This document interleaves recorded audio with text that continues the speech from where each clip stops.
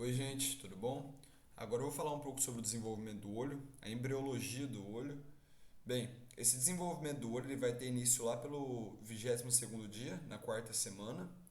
É, a das fontes principais que vai fazer o desenvolvimento dessas estruturas do olho mesmo, vai ser o ectoderma epidermal, células da crista neural, mesênquima cefálico, neuroectoderma do prosencéfalo.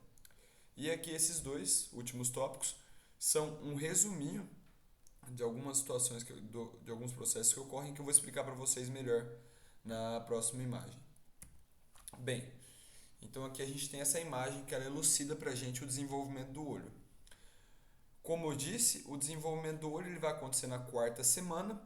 O desenvolvimento do olho ele tem origem principalmente ali, vamos fazer uma revisão, a gente tem na embriologia, na quarta semana, as três vesículas primárias, o prosencéfalo, o robencéfalo e o mesencéfalo. O desenvolvimento do olho ele vai ter origem principalmente aqui ó, do prosencéfalo. O prosencéfalo ele vai dar origem a duas estruturas, o diencéfalo e o telencéfalo. O desenvolvimento do olho ele vai estar atrelado ao diencéfalo. No diencéfalo, a gente vai ser formada a vesícula óptica. Porque no diencéfalo, a gente tem aqui ó, o neuroectoderma. O desenvolvimento do olho é intrínseco a essa estrutura aqui, ó, o neuroectoderma e o ectoderma de superfície, que eu estou mostrando aqui para vocês. O ectoderma de superfície é esse aqui e o neuroectoderma é esse aqui. Então, como que começa a ocorrer esse desenvolvimento? A gente vai ter o neuroectoderma ali na quarta semana e nesse neuroectoderma vai surgir um suco óptico. O suco óptico ele vai ser recoberto por células do neuroectoderma que vai gerar essa vesícula óptica, que vai ser essa estrutura aqui, ó, a vesícula óptica. Vesícula óptica. A vesícula óptica, então, ela vai começar a sofrer um afundamento no tecto dela. Vai começar a sofrer esse afundamento aqui. Esse afundamento ele vai continuar, que vai dar origem ao cálice óptico, que é essa estrutura aqui. Bem, ao mesmo tempo que a gente está tendo o desenvolvimento do cálice óptico, a gente também está tendo um desenvolvimento aqui do ectoderma de superfície. Esse ectoderma de superfície aqui vai se desenvolver, proliferar e vai começar a se invaginar.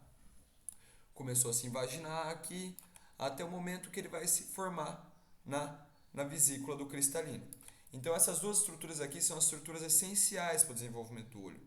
A gente vai ter a vesícula óptica e a gente vai ter, não, a gente vai ter o cálice óptico e a gente vai ter a vesícula do cristalino.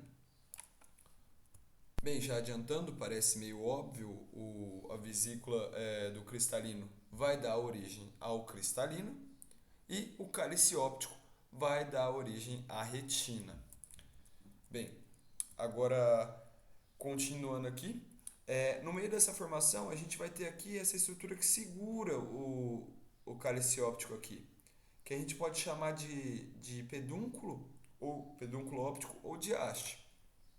Esse pedúnculo, no futuro, ele vai dar origem aos vasos sanguíneos hialoide, através de um afundamento que vai ter aqui nele, vai vir células mesenquimais que vão dar origem a esses vasos sanguíneos do hialóide. Posteriormente também, na luz, aqui ó, na luz desse pedúnculo aqui por dentro, vai passar o famoso nervo óptico. Bem, agora continuando aqui, a gente vai falar sobre a diferenciação da retina e do cristalino.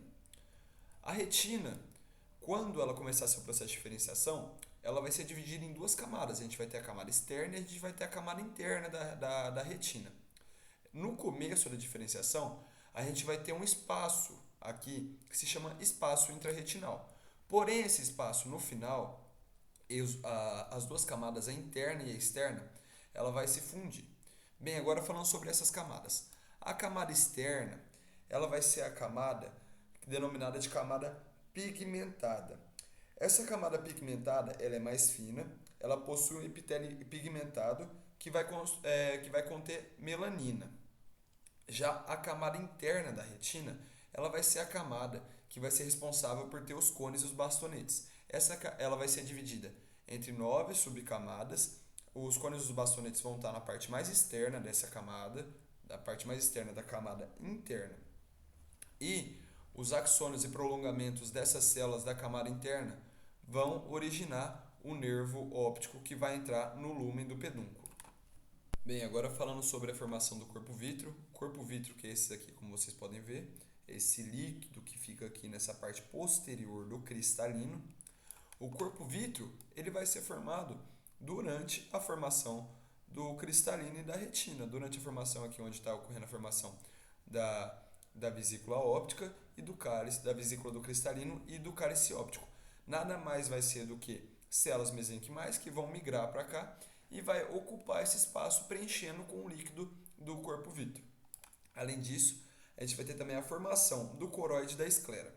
O coroide e a esclera, como que eles vão ser formados? O coroide e a esclera, eles vão ser formados a partir de células do mesoderma.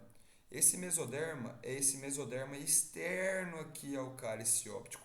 Então, esse mesoderma externo ao cálice óptico vai formar aqui o coroide e a esclera.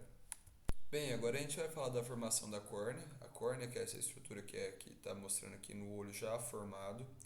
Bem, a córnea ela é formada como?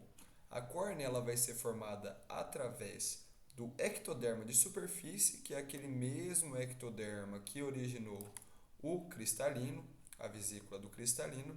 Porém, ela é mista, então ela vai ter esse ectoderma de superfície e vai ser formada também por células da crista neural e por outras células, que são as mesmas células que vai formar o coroide e a esclera, que são aquelas células do mesoderma externo.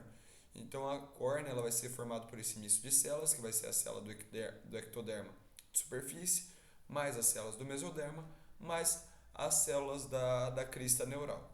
Bem, agora eu vou falar de uma formação que ela é um pouco mais diferente das outras, que vai ser a formação das duas câmeras, da câmara anterior e da câmara posterior. O processo de formação da câmara posterior e da anterior, ele é proveniente de um processo chamado de cavitação. Como que vai ocorrer esse processo de cavitação?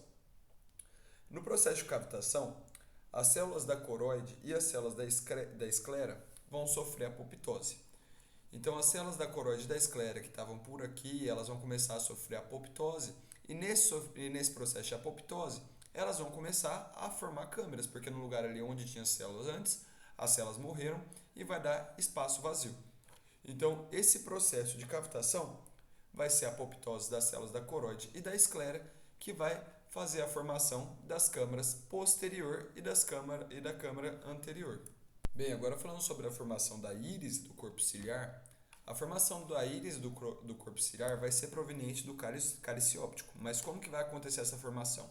Bem, o cálice óptico, que é esse aqui que eu já mostrei para vocês, ele vai começar a se prolongar. Vai começar a se prolongar, até chegar aqui nessa parte anterior à vesícula do cristalino.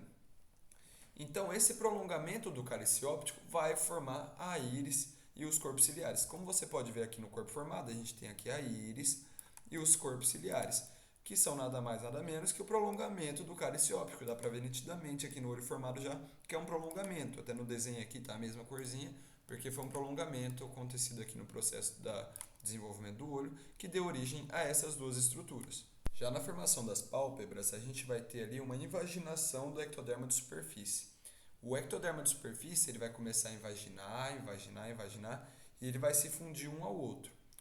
Essa pálpebra ela vai ser fundida, porque dentro do corpo, esse feto ele não pode ficar com o olho aberto, porque ele tem que proteger as estruturas do olho dele enquanto está em desenvolvimento.